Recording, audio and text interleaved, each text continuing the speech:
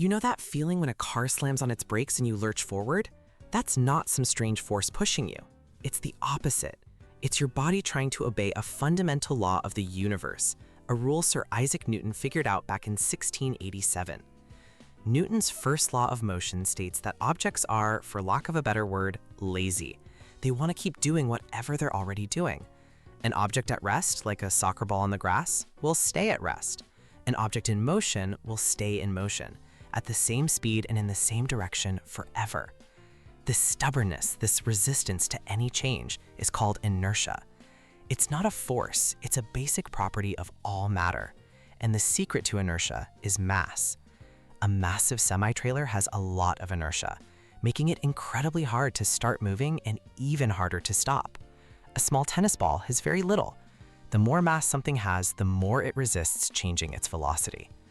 So if moving objects want to stay moving, why does a skateboard eventually grind to a halt?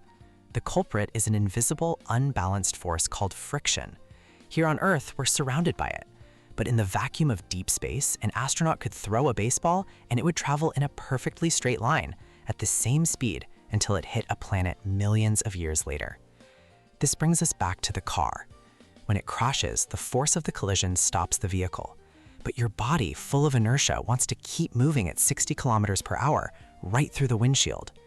That seatbelt is the life-saving, unbalanced force that acts on you, stopping you with the car.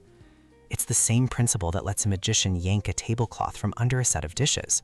The dishes have inertia. They want to stay put. If the pull is fast enough, friction doesn't have time to act, and they drop straight down. So from your daily commute to the path of a distant spacecraft, inertia is the silent rule that keeps the universe in motion or perfectly still.